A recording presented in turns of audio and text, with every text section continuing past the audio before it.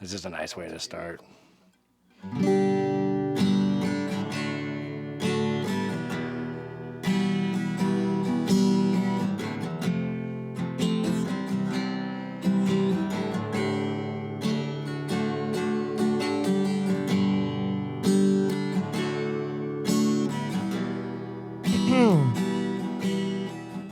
So, back to the beginning.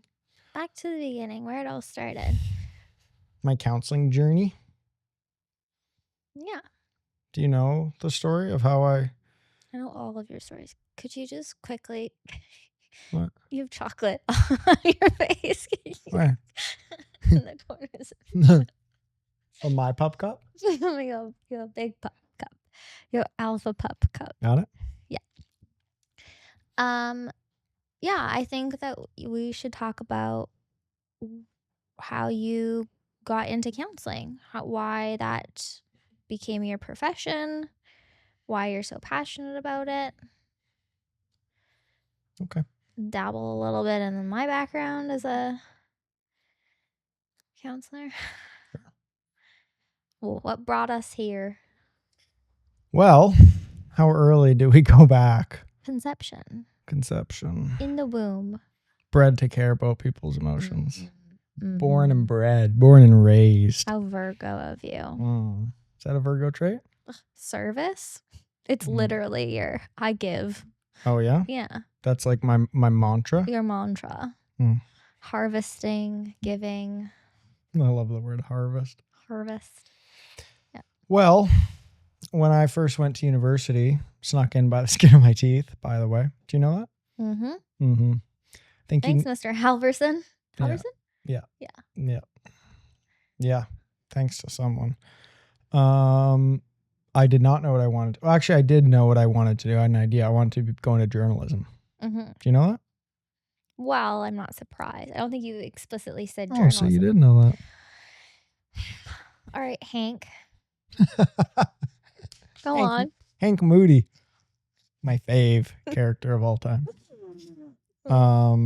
Yeah. I remember selecting all the courses with my dad. Like we went on to like the home computer. Home computer? Yeah. Yeah. Where I went on MSN. Oh my God. And we were, it was like time to select courses. And I remember looking at all the courses with him, and I was actually pretty excited about it because I was sick of high school, like just sick of so many things. And there was like political science, sociology, psychology. They all just sounded really smart and really cool. And I was like, oh yeah, I'll take some of that. Yeah. Give me some of that. Give me some of that. Political science was actually, I'm glad I took that course. It was kind of cool. Yeah, I didn't know what I wanted to do. And I took journalism 100, or writing 100 is what it was called. I remember the last day, or not the last day, but the exam day, worth 50% of our grade. I show up and everyone's there. Everyone was in the class, which was so weird. It was usually like 50%, 60% full. Everyone's there and everyone's got their books. Oh, and I'm like, Immediately I start panicking. I'm like, weird. And I sit beside this person. I was like, is it exam day? And they're like, yeah. I'm like, fuck. And it was so easy. Like I didn't do well. No, I didn't do well. But I got 100%. No. But like I looked at the questions and I was like, oh my God, if I had studied for 20 minutes, I could have done so well. Because it was like, you don't look at the book the whole year, you know? No. And like I could have looked at like 10 pages and I would have just been fine, but I did not do well. $150 each for a paperweight. Yeah, literally. Literally never cracked a book. Never cracked it. No. Interesting teacher though. UVic? Yeah. Yeah. That's where I did all my schooling. Well, some of us are poor and go to Camosun first. I was still pretty poor. Just kidding. It's a privilege to go to school. Yeah. So yeah, I didn't know. Well, I wanted to be a journalist, and then I learned in that class I didn't want to be a journalist because you basically where they lost me was you gotta write about the facts. Not representing this podcast so well. Well, what I mean is like I like creative writing. Right. I like writing where I can just flow free flow. where I can, just write whatever I want, basically. Yeah. Go from within instead of like you arrive on scene. What's your name, ma'am? What's your name? What are the facts? What happened? Blah, blah, blah, which like has its time and place, but for me was so not what I wanted to do. Not creative enough. No. And I wish I learned how to write. Like I would love to know the ins and outs and the technicalities of good writing. Cause still it's like such a mystery to me, like what makes good writing and what doesn't. I would say it's almost like art though. Yeah. Like what makes good art, what makes bad art. People in the art world will be like, well, there's certain techniques and skills. You got to do it this way, which I guess would translate to like there's certain grammar or like sentence structure. Mm-hmm. But then there's some fucking ass wild poetry that has no structure or rhyme or reason and is way more powerful than like a traditional haiku or something, like, so It's true. I just think that like you could follow like the method of writing and like all the technicality, but like if you're not a good writer of like in that creative aspect or like descriptions and like I think of the poetic aspect of it, then for me it's lost. Yeah, I wonder because I only write to myself creatively. And even then I'm still pretty judgmental about what I'm writing. Because in school, you just write for other people. You just write a certain way and you got to cite all your sources and all that shit. You learn to write a certain way, but I don't know. It's really fascinating. But that's what I wanted to do. And then I decided no. And so when you went into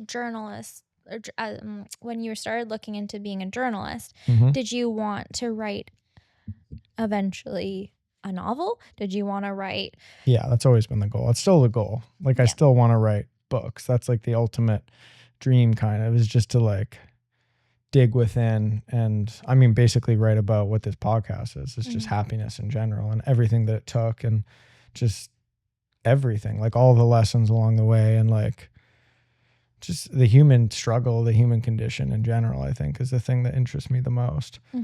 But I still don't know how I want to do that. But yeah, that's kind of like what I've just always been interested in. I have no interest in really writing about anything else at all, actually. Yeah. And I think that's why I was like, oh, I don't want to do that. So fast forward, we met a really good, nice group of friends who are still very close with to this day. The boys, two of which just joined me at my bachelor party, which was beautiful. All you guys out there, if you're listening, love you. Every single one of you. Best weekend of my life. And yeah, so we were partying every weekend, just drinking a lot, just like being boys in university, first year residents, just like yeah, a lot of destruction, a lot of Dairy Queen, a lot of acorns thrown. Oh yeah, a lot of Dairy Queen. No, not so much Dairy Queen. Oh, that was high school. Yeah, that was high school. And I remember sitting in it was fun for the first while. And then I was like, okay. And then I started failing exams because I was like, what was funny is I remember texting my friend back home and I was like, university's fucking easy, man. Like it's easy. All you do is go to class. Like, that's it. You just kind of go to class. There's a couple exams. Haven't had one yet, but should be fine. Yeah, walk in the park. Yeah, it's like there's no 50% of my grade. There's no assignments. It's just like you go to class, you listen. It's like maybe read a bit and you're good. Then I started failing all my first exams because you really do have to study. Like you have to know it well. Who would have known? Yeah. I was like, it's fucking easy. I haven't had one yet, but I'm sure it's fine. I got 33% on my first exam. Out of 100? 33%, yeah. On my first philosophy exam. And I thought I was like good at philosophy. I was like, oh, I can do this. I don't need to study. Plato said. Yeah, literally. Yeah. And failed some psychology exams, biology, just was failing a bunch of stuff. You did biology? I had to. Ugh. Yeah. I passed bio 150 by 1%. I got 51%. Yeah.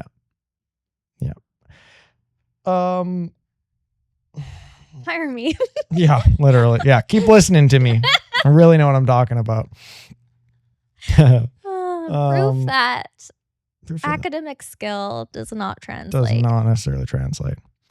No. So I remember like this was probably like 4 or 5 months in, And I was like, okay, I should probably figure out what I'm doing here. Like my parents had paid for my first year of university. So I was like, this just doesn't feel right. Like I'm basically wasting their money. I'm drinking every weekend. I'm failing all my exams. Like I should either commit to something or just get out. Cause this is just like, it's money. High school, whatever. You don't pay for it. University. Yeah. It's like, especially if you pay for it yourself, which I did after, but that first year was on their dime. So I was like, I should probably figure it out. And so I remember sitting in my dorm room and this is just the first thing that came to mind. I was like, the best way to figure this out is to just close my eyes and think, if money was no option, what would I do? What would I like? How would I work? And the first thing that came to mind was sports. Like I'd be a professional athlete. Ship sailed long time ago. My bum knee. Yeah. If it weren't for my bum knee, I'd be in the NFL. Never even played football. Yeah. So like I thought of, I'd be an athlete. No, like realistically not even possible. And then I remember thinking, well, what do you like to do? What are you good at? Like, what could you do? And I just remember thinking like I was good at talking to people. I like talking to people. I liked actually giving people advice. I like hearing about their relationships specifically. As I would always ask my friends in high school, specifically, I had a lot of female friends. I think this was partly why, because they always wanted to talk. They were always more open to talking about deep personal things. I remember talking to my friend, Darcy, by our lockers, and she was telling me about her boyfriend at the time, who she was just having some massive problems with. And I just remember telling her like, well, you're not going to marry the fucking guy. Like, and that wasn't just what I said, but I remember that part of the conversation and just the part of the conversation. I remember her leaving feeling a little bit better. Yeah. Yeah. And I just felt like good in that. I felt like I could shed insight and shed some light on parts of relational things or dynamics that maybe people couldn't see as well, or were just blind to at the time or whatever. And I was like, well, isn't that like a therapist? Like I had like seen some, what? Nothing. I'm going to say something after. Keep going. I had like seen some, depictions of therapists in movies. And I actually always liked that, partly because it looked easy. It was just like, but I felt like those people have the answers. Like they know what's going on. They're giving people advice on their life. Like they've got it figured out, And I was like, I just remember thinking, I can do that. Like I can figure myself out enough and help people figure themselves out. That's kind of what I always wanted to do anyways, but I'd never really gotten to a place where I even knew what that would look like or what it would entail, So, I was like, okay, I'll become a counselor or a therapist, whatever, interchangeable terms. And then I started Googling, I've been talking for a while. Do you want to say anything? No, I want you to keep going. Okay. I remember Googling counselor, like counseling school or whatever. How do you become a counselor or something? And there was a program at UVic, the master's program of counseling at UVic. And I was like, holy shit, it's meant to be. Like there's one right here in my backyard. Yeah. So I looked into it and was devastated by what I discovered. Absolutely devastated. You needed a very high GPA. You needed to do 3 prerequisite counseling courses, and you needed to get a certain grade in those courses, and you needed a significant amount of work experience, is what it said. Keep in mind that up until this point, I had never done well in school ever. Like I was bad in high school. I was only ever decent at English and obviously PE and like somewhat social studies. Never did well in university. I didn't get any A's. Like school was not for me. I actually thought I was stupid. I had this internal dialogue and I really did think like I was dumb. I just wasn't good at smart things. I could play sports. I could kind of talk to people, but when it came to like, I just always got bad marks in school. And little did I know it's because I didn't study. Like I just never studied. So I saw all that and I was like, I remember thinking like 2 things. I remember thinking, fuck, like shit, like this isn't going to happen. But I had nothing to lose. I was like, I already think I'm dumb. Might as well go for it. Like, it's like you're the worst kid on the ball team. You're going to try out for it type thing, you know? I was like, fuck it, whatever. I'll give it a shot. And I knew at that moment, like I'm going to have to start taking school seriously. I'm going to have to start trying to get good grades. Like that has to become the new goal, is to actually get good grades. And so I remember for my next the next unit of psych, there was 3 chapters to the exam, 30 pages each. So about 90 pages of study material. I just read the chapters over and over. I didn't take any notes. I didn't make one flashcard, no highlights. I just read it over and over. I probably read each chapter like 5 times. Freud? What? Was it Freud? Probably a bit. Yeah. Always 101 Freud. Just Freud. Yeah. Sex. Just read it over and over and over and over. And I remember, I think it was that exam. I remember checking the mark online. I could see myself at my computer, and it was either an A- or an A. I think it was an A, and I started crying. Oh, honey. Yeah. I was like, it was like this moment. I'm still emotional from the bachelor party. It's still all in me. The emotions are right there right now.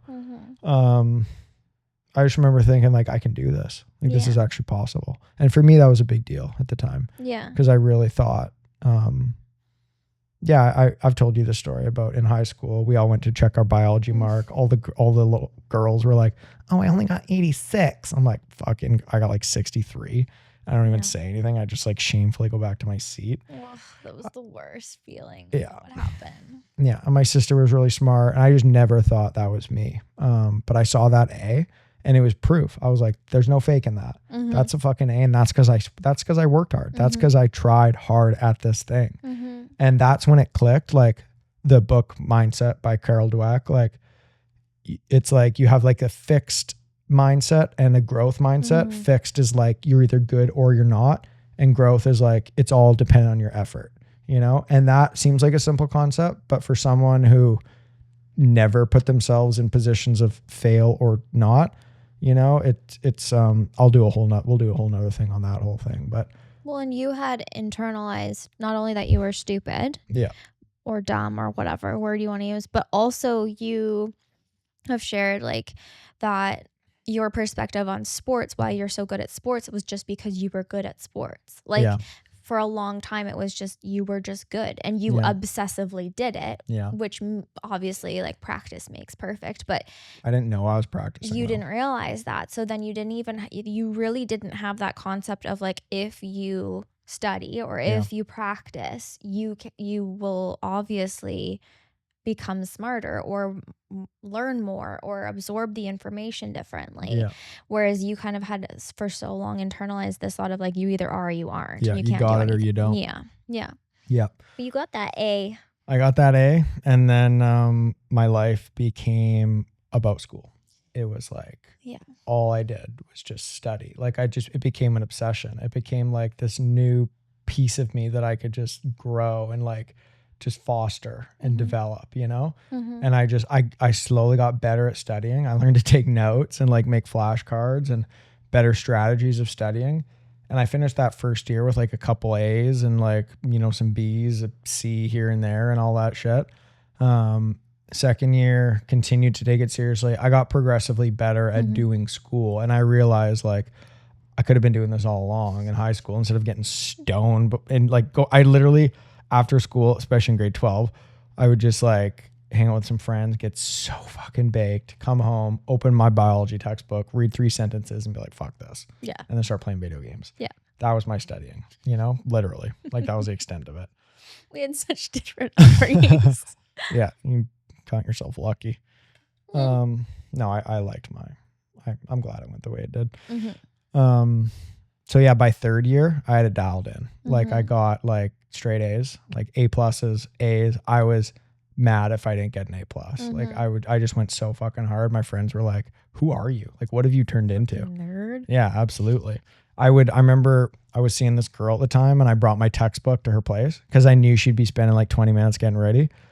So I brought my textbook. I'm like, well, I'm capitalizing on these 20 minutes. Yeah. Like I'm going to study. That's so funny. Yeah, I was obsessive. Like, you know, my obsessive brain now. Imagine that going towards like. No, when you want to learn something or you want to do something well, or you want to, if you just want to learn everything that you can about something, you will. Yeah, I didn't know that at the time though. Yeah, well. Like that's where I first learned this about myself was Mhm. like I guess I maybe knew I was always obsessive, but I didn't know that I could like channel it, I Yeah. think. And anyone can. But so finished university with pretty good grades, and I rocked those 3 counseling courses that I had to take. I found them really interesting. It was quite easy. Like I really did find the information like really fascinating, really interesting. Actually my is that bee sneezing? He sneezed.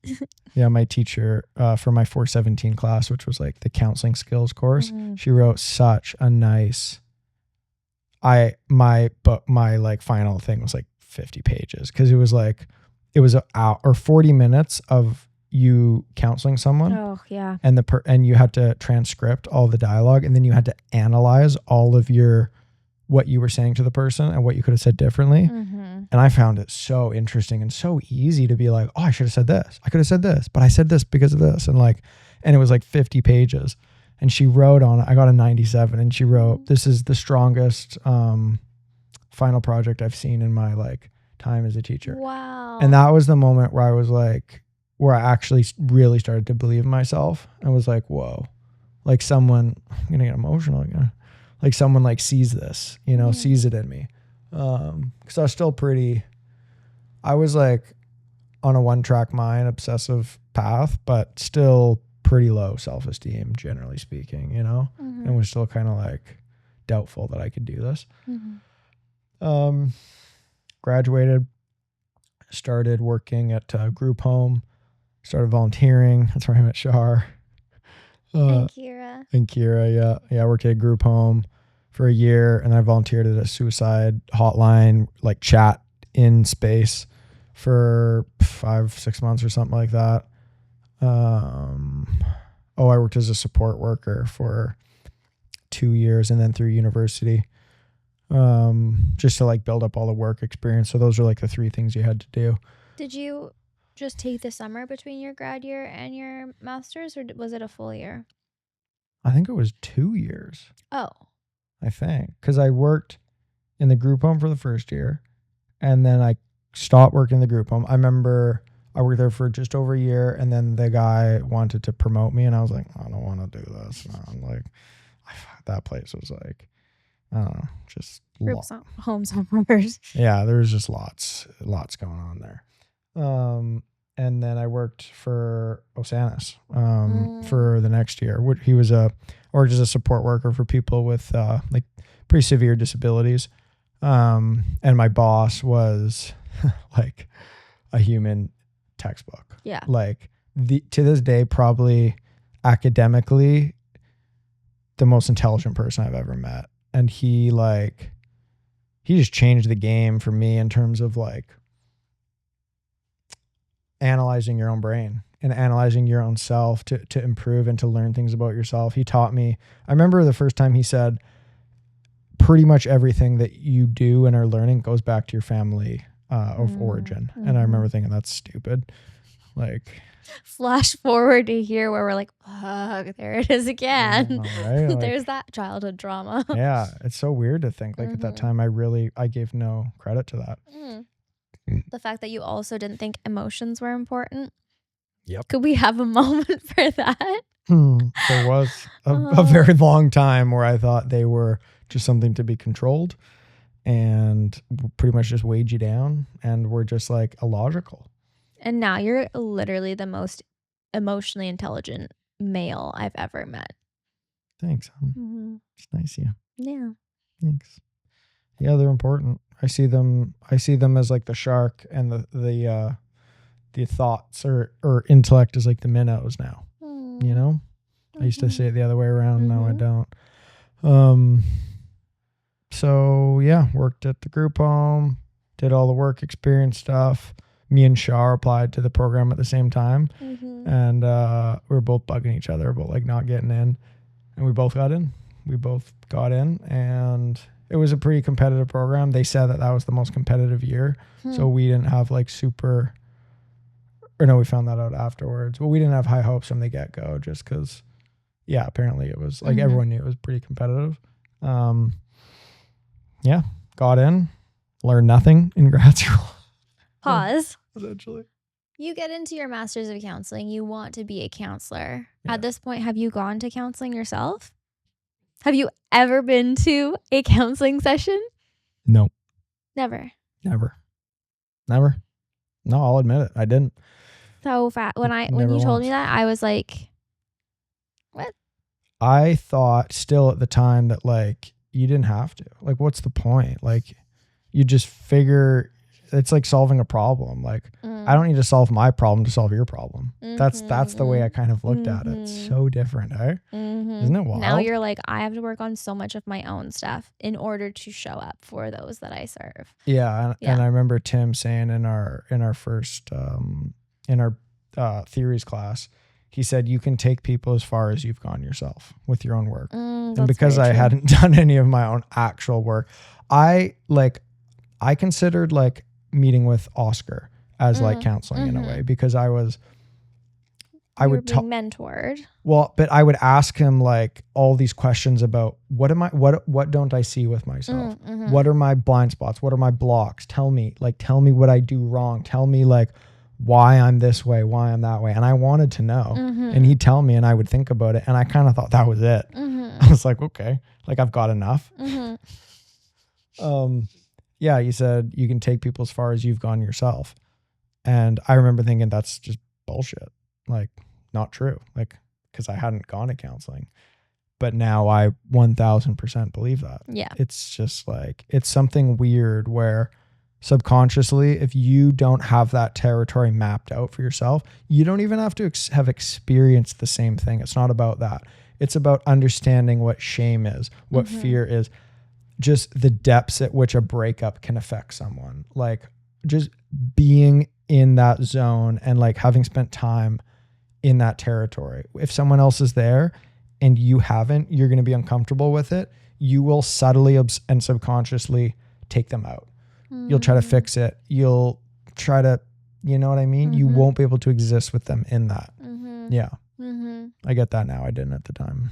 Yeah. And I think it's such a different career in that way, where like you could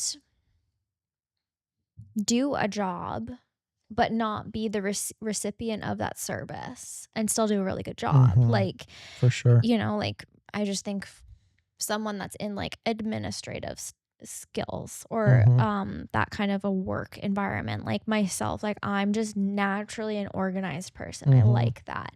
So like I don't really, it's like second nature. I don't really have to reflect on my skill. I just like, it just comes to me. Whereas like, this is something where you have to like, what am I like in this role? Who am I? And then who is this person in front of me? And what is our interchanging role? Yeah. It's just so much more interconnected than any other job, I think. Yeah. Yeah, no, for sure. And like aspects of you bleed into your job, like in a good way, like because you are the kind person that you are and because you had your counseling experience, you're really good at working with the people that you sometimes have to be with. Therapy is like that, except all the time. Yeah. Like I remember thinking of this maybe like 5 or 6 months ago. Like there's this misconception, I think, in therapy, and it's partly true, but like you learn the skills, like you learn narrative therapy, you learn CBT, you learn the techniques and the skills. And it's true. Like you do need to know those theoretical things and like they help, but you are the therapy, the relationship. And this is studied, like statistically, the thing that contributes to success the most in therapy is the relationship, is the quality of the relationship. And the relationship will not exist unless you are worked. You have done your own healing, not done, but like are doing it. And like you are the thing that is facilitating this person's growth. Your ability to be there for yourself, to be there for them, to show love and to show kindness to yourself unconditionally, to them unconditionally. Like you are the therapy. And I think, like you said, it doesn't have to be done. Like you don't have to be done counseling because you're never done counseling. You're never done growing. But even just getting to that point where you're like, almost like have an appreciation for it. Like you can have an appreciation for the importance of knowing yourself and the difficulty of like trying to figure out yourself, so that when you are in relation with that person, you can see that kind of, you can conceptualize like, oh, they really want to be in a different place than they are. Like we can all resonate with that. Like just kind of finding those commonalities between just like the human existence.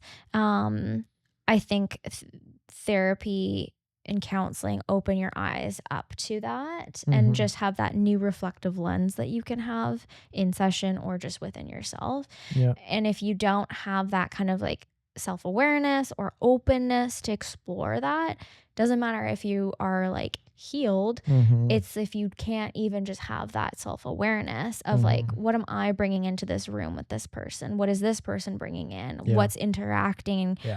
Like then that's where all this shit goes sideways. Because if you just come in being like, well, have you tried the miracle question? Have you tried this skill? It's only going to go so far. Not very far. Not very far. No. And the openness is huge. It really is. Like just, I mean, fuck, I could talk all day about like what it even is to be a counselor, but we're pretty much doing this on the journey there. So you get into the master's program. What's that like? Well, you don't know what you don't know at the time. So like you get in and you're just a sponge trying to soak everything up. I had an amazing professor, Tim Black. He's at UVic. He was incredible. Like just smart, so well articulated. Like sitting in his class, you were in flow the entire time. You didn't even know your phone was there. You were just listening and soaking up what this guy was saying. He was so just articulate in the best way, and kind and sweet, and would demonstrate and just knew what the fuck he was talking about. And he broke down therapy scientifically. And our first day, he's like, what was the first question? I think he asked us, what is depression first? And then he asked us, what are we doing as therapists? What's your job? And we all had to write it down. We all had to write in our paper, and then like later compare. We're all like, oh fuck, what are we doing? And I love that. Break it down. Like let's know exactly what the fuck we're doing before we're doing it. Right? Get good at all those little things. You got to hit, you got to field, you got to run. Sports are so easy because you know the skills you have to get good at.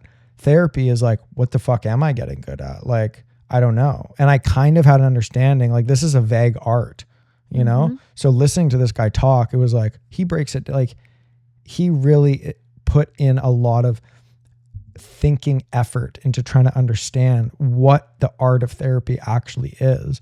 And then he tried to teach us, and it was awesome. It was so fucking cool. The whole class was based on our theory of change. Because he said, like, the answer to his question is, we're trying to change. We are trying to change that which the person wants to change. Not what you want to change, what they want to change. That's our job, is to facilitate change. Right? Is it not? Yeah. Well, my first thing is like, what are we doing? Like, we're fixing. And that's a deeply embedded thing of my own. But it is in a more healthy way. It is supporting someone to find change in the way that they want to. Yeah. And I now would answer the question a bit differently personally. Like I do think it is the facilitation of change. I also think it kind of largely goes back to, we are wounded largely relationally. Yes. And the therapist is modeling a different form of relationship, which allows the person to relate to themselves in a different way, which I think is more, it is change, but the process of it is, it's different in a sense. Like it's, sometimes there's no change. Sometimes you have to be okay being stagnant for months. And the perceived wish for change might not come in the way that you think it needs to change. And kind of like how we joke about how it always goes back to like our childhood and stuff like that. Like it does. Like often a lot of things do go back to the core, or those are the roots. And so it's like, okay, like I'm anxious in my attachment style and my relationship. How do I have a healthier relationship with my partner? Well, maybe we don't even talk about the relationship with the partner. Maybe we just go straight back to what it was like growing up and the attachment styles you have there. Yeah. And then from that, the Yeah. change happens. Yeah. But if you don't have that relational connection with your therapist and you don't have the support to explore those like relational roots, you can't really. Yeah, it won't work. No. It won't work unless you feel good with them. Who? Like the therapist. Yeah. Like safe, kind of a cliche word, but you have to feel safe with that person or else it will not work. Yeah. So yeah, that class was incredible. Just that was the only really good one. Like all the other ones were just kind of like, I had a couple decent teachers. But that was the one that really like, rocked my socks. Yeah. That class I still remember. I would still love to write my theory of change. That would be a good practice now. It's a good practice for anyone in general. Like, what are you trying to do? Like, how are you going about life? You know what I mean? Like, what is your theory on when you're trying to change something? It's just a great practice, especially if you're a counselor. So yeah, grad school was largely just me and my best friend at the time. Char, still love her. Just anyways, we're just not really close anymore. Pretty much just like chilling, hanging out, laughing for 2.5 years straight. And then obviously school and this and that, but like, yeah, my graduate school did not set us up or me up in a way to become a good therapist, in my opinion. Like if you want to become a good therapist, there are fundamental skills you need to practice and learn. We just didn't do it. So who changed that for you? I debate whether I want to use her name. I'll just say it. And then bleep it maybe. Yeah, Jen, my supervisor in my last practicum of my second year.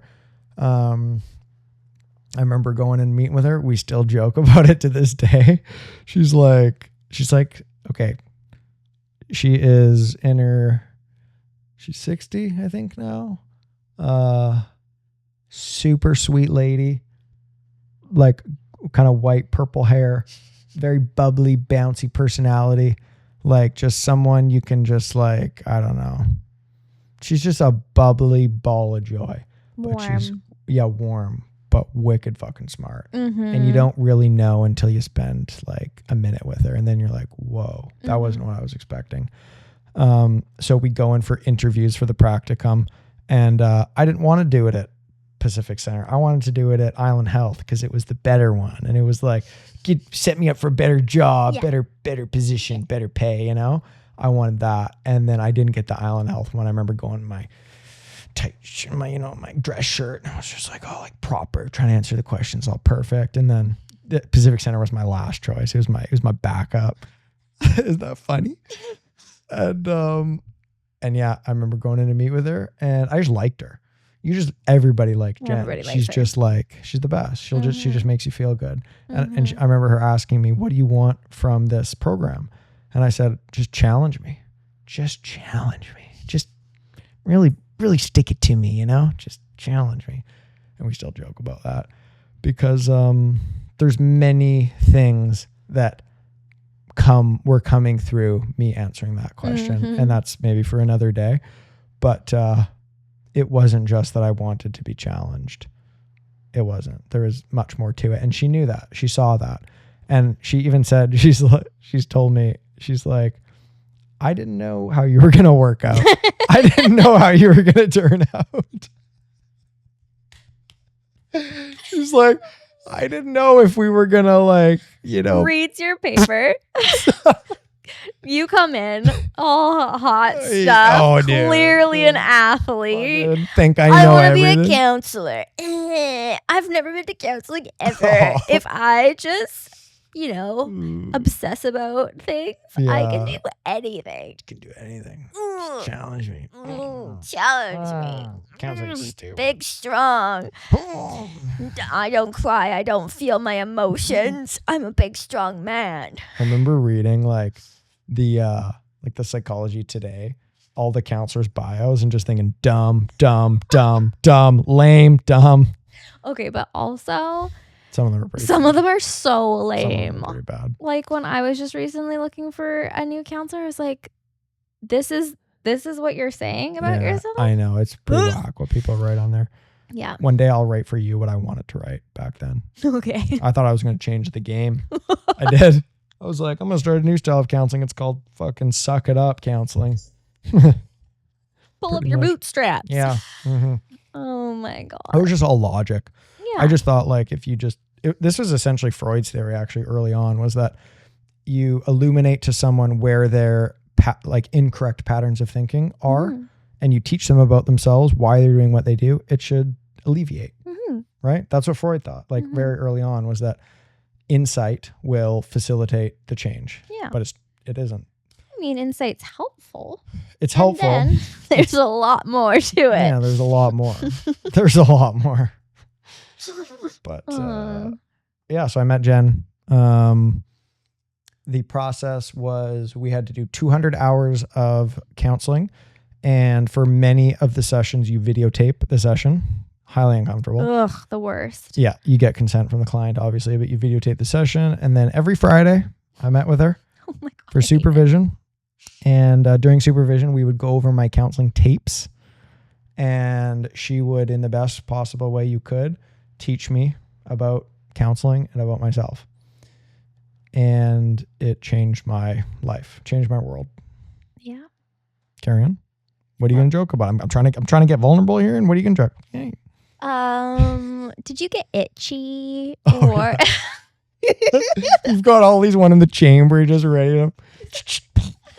Yeah, I was so uncomfortable, like so uncomfortable. I remember sitting there. It was just like, just super close, chair to chair. The video's right here. I'd probably let it go 30 seconds, and then I'd have to shame tip it over. I got so itchy. I'd never happened to me in my entire life. I would just get itchy all over. My feet specifically would get so itchy. I had to take my shoes off and my socks. I'd start itching. I'm trying to hide it from her. She's like, "Are you okay?" And I'm like, "Just a little itchy. Just a little itchy." She's like, "Do you want to itch?" I'm like, "Can I?" I was like, "I really want to take my shoes off. Can I?" I take my shoe off. I'm just talking to her. I'm like, she's itching the shit out of my foot. Itching my back. My back would be all sweaty. So sweaty. Oh, so sweaty. I would leave there. I remember taking a picture. I think I sent it to Kira. It was just full pit sweat. Like just in there for an hour. Supervision. Perfectly AC'd room too. Just, yeah. Oh, like a cool 18 degrees. And you're just crisp. like. It was gassed. Oh. Yeah, it was so uncomfortable. It was just like your heart was just on display. And she was great. She could not make you uncomfortable. It's just I was perpetually uncomfortable with how bad I looked on camera. I was like, fuck, why does anyone come back to me? I'm stiff and I'm like a bored and I'm awful and I can't talk about anything. I'm nervous and it's awful. Yeah. Like god awful. There's nothing worse Oh. than watching yourself as we're videotaping ourselves. Yeah, right literally. now. This is way easier. This is way easier, but maybe that trained me for this. yeah, we both got some exposure therapy with our role playing sessions and stuff. Ugh, the worst. You did it too, eh? For your I never had actual clients because I didn't do my master's. Yeah. But we role played with like peer to peer and had to analyze and transcribe, and it was fucking awful. Right. Yeah, nothing like being super vulnerable and insecure and then analyzing yourself. Yeah. Yeah. Yeah, I didn't mind it. Well, That at least. I didn't mind that. But the real life, once you get to real life people. yeah. So I worked with Jen for that whole year, and I remember the first time I left. Well, the first time I cried in her office was the first time I had cried about myself. I cried movies and stuff, but it was the first time I cried about myself, like Ever? pretty much. Like, What? like I would cry about girls sometimes. Like if I got rejected, I'm like, something like that. but not like thinking about pain that I'd experienced. Like true pain. Like, you know what I mean? What? I just find that fascinating that you were able to. That's just so hard for my brain to wrap around. Yeah. Not judging you. No, I know what you mean. It's just That I could block myself from it. Yeah. And still like function as a normal human being in a sense, you know? Coming from someone who like wishes they could block stuff out and can't. Yeah, I also used a lot of substances though. Like when I was in high school, I drank a lot and I smoked a lot. I think also just like gender difference, just played a lot of sports. Sports, like you were busy. I was alone with my thoughts all the time. Yeah. So like I was always doing something. You were always distracting yourself from it. It's just I just find it so fascinating that you were able to even find that within you of being like, this is something that I want to do. Like I want to talk with, like, to not even have had that experience of being in a counseling session or having a counselor or someone and being like, oh, I want it, like, so myself included, so many people. That's why you decided you wanted to. Yeah, so many people I think have something go on for themselves and then they're like, oh, I want to give that back, right? What age did you start going to counseling? 9. 9. Yeah. Wow. Dragged there. Oh yeah. Against your will. Against my will. Ugh. She was awful. Bitch. Anyways, mom and dad tried their best to find a good counselor. It's hard.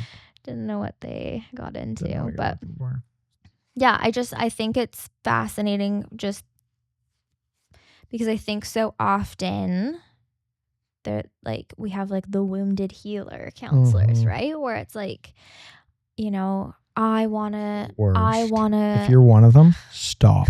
Don't. If you think you have all the answers, you don't. Jesus. We're all idiots. People like that. But yeah, I just feel like it unfortunately, a lot of people that think that they've done the work, and maybe we'll watch this for 10 years from now and be like, I 100% will watch this and be like, I thought I knew a lot more than I thought I did. But that just like that I want to kind of save that savior complex and that kind of, I had that one counselor and I want to be them when I grow up and blah. I feel like so many people start their counseling career path with that kind of driving the force. And you just didn't have that. You just were able to just be like, what do I like to do? I like to talk to people. Cool. I'll try counseling. I just think that's so cool. Like yes and no, because I found value in people seeking my advice out. So I think there was an element to it, but I still think like I didn't need it. I didn't like, if I could have chosen, I would have chose athlete 10,000 times out of 10,000. Like I didn't need to be a therapist. I just thought I'd be good at it. Yeah, I think that's interesting for me. Yeah. And then also the fact that you had never done the job. Like you'd never experienced the job. I think, you know, like with writing, you've written. You enjoy that act of writing, of sports. You've participated in aspects of the job. Yeah. You had never participated in the aspect of counseling in its not for myself, not for yourself. And so even the ability to be like, that's what I think I want to do. I when you told me that the first time, I was like, what? But for me, I had done it already. I'd always talked to people about their relationships. I wanted to be a marriage counselor. That was my first. Did you know that? No. That was my first. That's what I told everyone in university. Everyone asked me, why do you study so much? I want to be a marriage counselor. That's what I told everyone. Why a marriage counselor? Because I just was so fascinated by relationships. Like that was like my shtick, is because I wanted to figure my own out. And I just like, I don't know, there wasn't much beyond that for me. It was like, that's what everyone wants. That's what I want. I want to. And I thought I could do that. I thought I could look at people's relationships and be like, you're doing this wrong. You're doing this wrong. Did you, on a conscious or a subconscious level, think that if you got really good at that, then you would find your person? You'd crack the code and get the good relationship? Not really crack the code, but I thought it would help me get good at like relationships in a way, help me learn about them a little more, I guess. I probably thought of it more from like a selfish way, like I can use these skills type thing. Yeah. If I'm thinking back to the time, I don't think really that way anymore. But No. I don't see that in you at all. I just think that even, the driving force, I think there's a subconscious, like I had that. If I can fix others, then I will be fixed. Probably more than I know. Yeah. Yeah. Just interesting. I didn't realize that it was marriage. Now you're like, yeah, I would still do relationship counseling. Like it's just so much harder. It's such a different ball game. So much, like for those of you, I can just put it this way. When you're doing one-on-one counseling, it's one person that you have to worry about. And you're with them. You can focus on them constantly. When you have two people in there, it's how am I with this person? How am I with this person? How are they together? How are they perceiving me with the other person? Exactly. It's a whole different can of worms. Yeah. Like it's a lot different. So yeah. Juggling. Jen changed my life. I feel like, I'll just talk about her maybe on a separate full one. Yeah. Cause like she just real quick. I quickly learned that she was happy. She was just like, happy. That's the first thing I really noticed about her was, whoa, this person's really happy. Like they feel a lot of joy. They're really happy. How is that happening? Like, why are you so happy? How did you get so happy? Because that's what I always wanted, was just to feel good. And this is like someone who, and she was just so confident and sure of herself, but not in an egotistical way. It was like, you could pry and like, because I'd be like, how did you get like that? And she'd be like, well, Matt, and it's like, no, stop being so modest. Fucking How did you do this? And even to this day, I'm like, you're a fucking black belt. She's like, I'm like, you are. Yeah. She's just so modest. Did you tell her that was the first thing? That what was the first thing? That you noticed about her was just like, this person is so happy. I think I've probably said it to her before. Yeah. But, tell her. Yeah, I should tell her. Yeah. Yeah, I've probably said it to her before. Yeah, she was really happy and she was wicked smart. She just had an answer for everything. She had like 35 years of trauma therapy experience working in just like the worst of the worst, like addictions. She had a lot of experience and it showed, and like high level EMDR stuff. Just like she was an expert. I really do consider her like the GOAT, Yeah.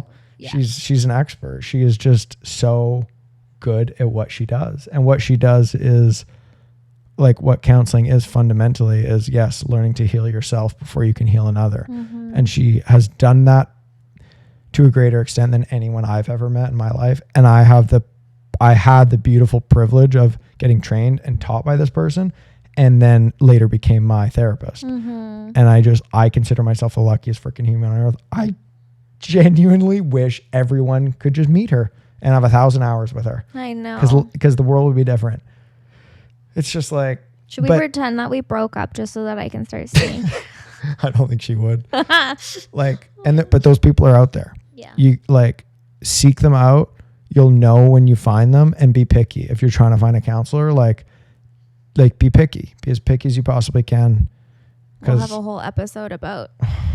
How to choose, how to find a counselor. Yeah, literally. And if you've had a bad experience with counseling, we've all been there. Horror stories. So yeah, and then I started working where she worked for a little bit, and then went off to work at Esquimalt, the Reserve in Victoria, and she was my supervisor for the next 4 years, and then we eventually just got to a point where I was like, Jen, I don't really want I just come to you with my own stuff all the time. Can we just do therapy? She's like, yes, but we can't go back. And so now she's become my therapist in the recent 4 months, 5 months, and just hitting it hard. Yeah, you really are. Yeah. Big changes. Yeah, big changes. Sleeping is the most tangible one that I've been noticing. Yeah. I sleep so well now. You're just calm. Yeah. Probably because you're sleeping. But Yeah. also you're just like, you seem more at peace with where you're at. That is what it feels like. I think more than anything is less of a drive to be somewhere better or new or different. And it's still there. Like I'm still very jumpy and antsy and like I struggle to be present, but it's way better. Yeah. Yeah. I feel like that's pretty much the story. Do you think I missed anything? Any other questions?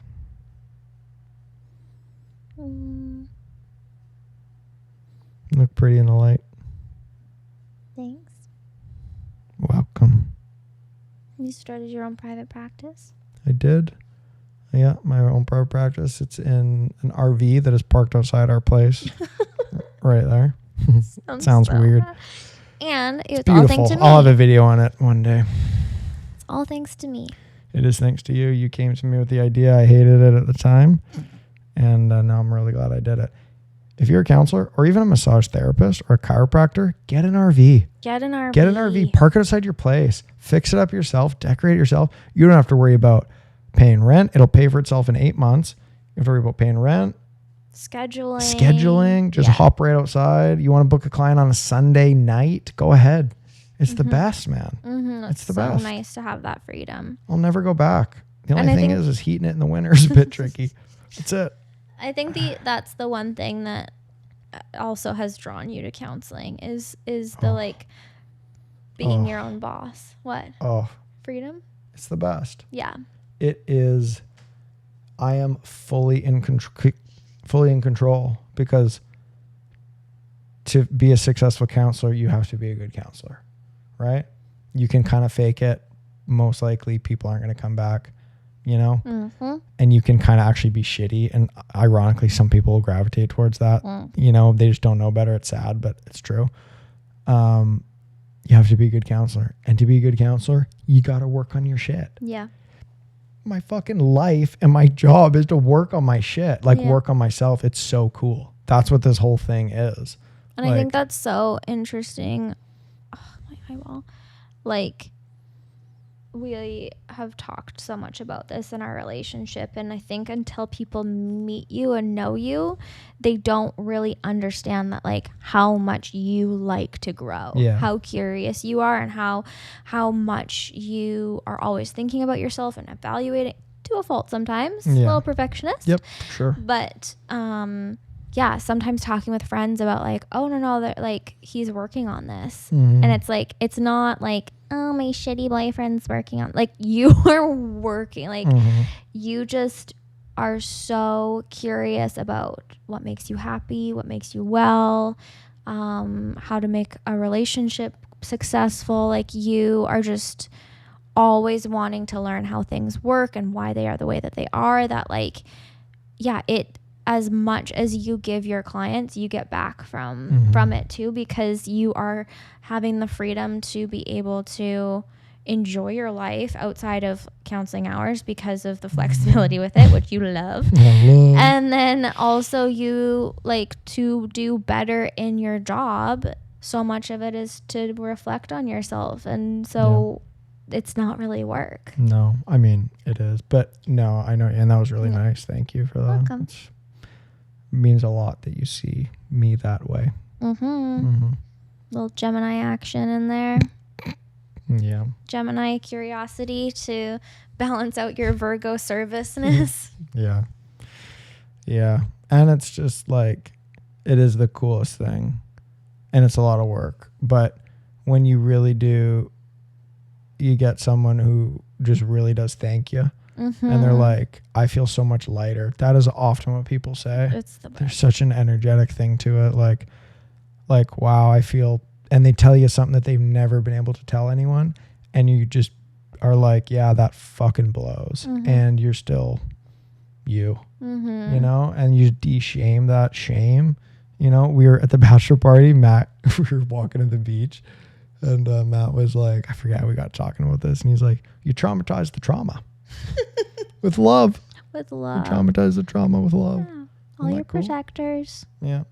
It's true, though. It's such an honor to be like, and not in an egotistical way. I think all of us No. have experienced someone being able to be like, thank you for listening, or I just feel so much better talking about that, or just like being seen and heard. Like we all know how good that feels to be able to do that. And so to have that as your job is really fucking cool. And I think another reason why you are so good at the job is because you came in a lot more unattached than a lot of people do. That's one of the things that I can reflect on for why it doesn't work for me to be in that career path. And I think that's such I think you'd an be a asset. lot better at it now, but like there was a lot of factors there, but it's true, because I remember in my grad program, like I was the only male in my grad program, 14 other females, all academics, all high achievers. I was the fucking rotten apple. They're like, we gotta get that one token male in here. Yeah, literally. But there was something to be said about that, because they all had such high expectations of themselves. They expected themselves to be so good already at what we were doing. And I remember saying to them, I was like, guys, we're fucking rookies. We're not even rookies. We're not even in the league yet. We're not even on the bench. We're not even on the bench. We were just learning to play the sport. You're not going to be good. You're not going to be good. But it's a vulnerable thing to be bad at counseling, because like, that means you're like, you know what I mean? For me, it's like I'm a bad person. I'm not a good person. Yeah. That's how deeply it's connected Oh, for me. that's just, man, it is, eh?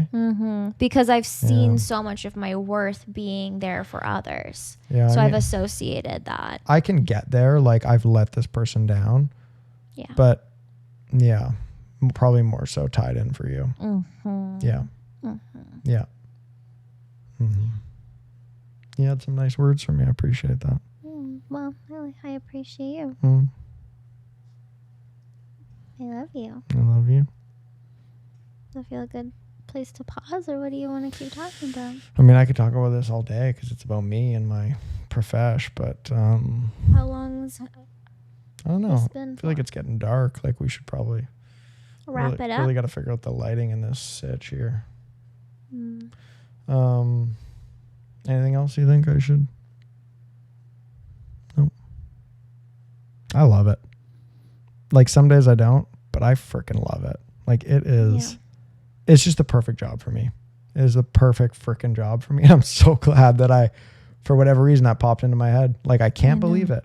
And the reasons why I wanted to be a counselor then are entirely different than why I want to be one now. Like I'm not even that person anymore. It's crazy. Like, yeah, if I could choose to not be a counselor tomorrow, if I was like financially stable, whatever it was, didn't have to, I probably would still continue with certain people. Yeah. And I'd be pickier, but like I probably would still continue with people. Yeah. Because you, like I said, you continue to learn through them.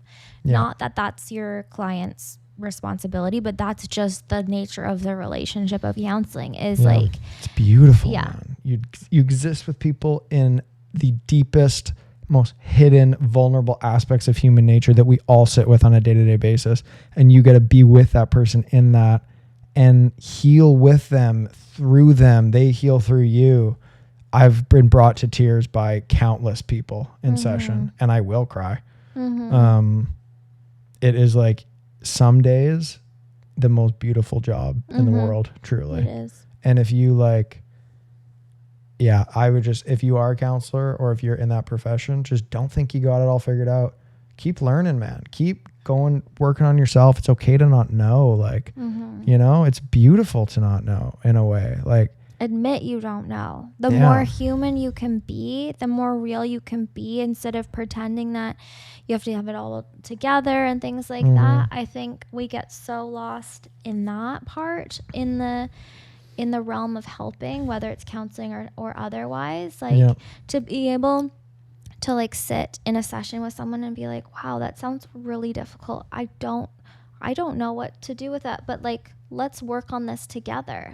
That feels so much more like I have someone in my corner. I'm with someone versus them asking you specifically, like, what do I do? And like you touting out some like answer. Yeah. Like, well, yeah, like that's part of the whole thing is like people expect the therapist to have the answers. yeah. But it's just like you don't like I can shed insight, but I really don't believe that my job is to tell people what to do. No. Genuinely. Like You're a mirror.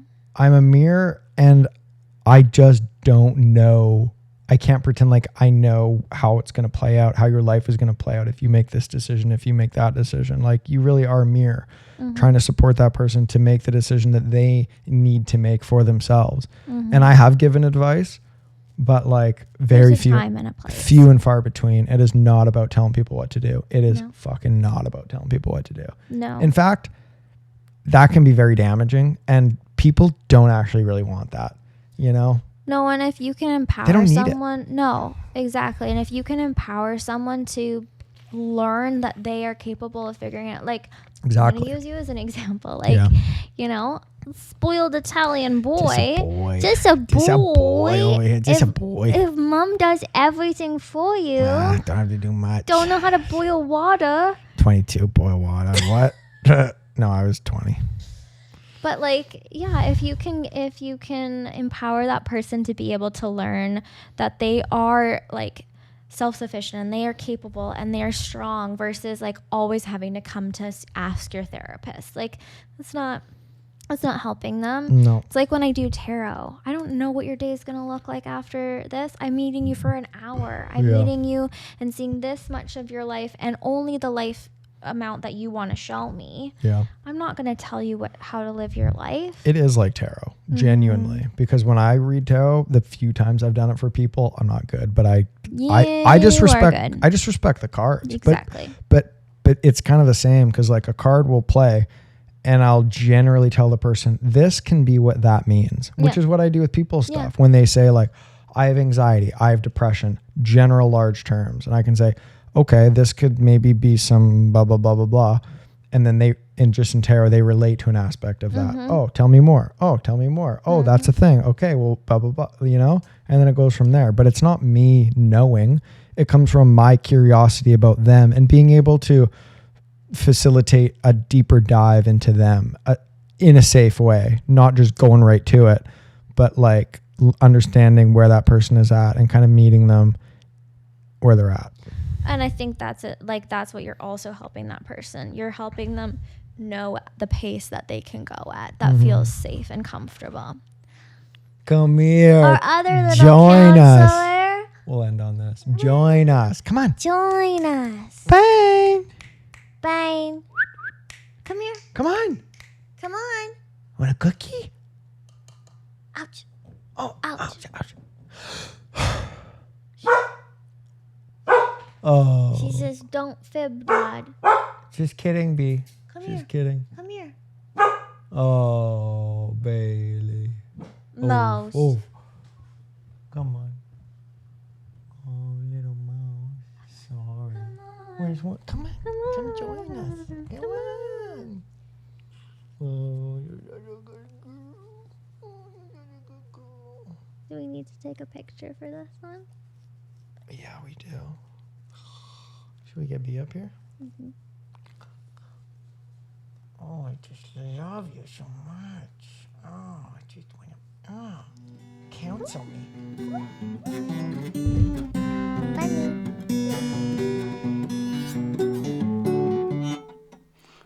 I have no idea how good it sounds. That was terrible.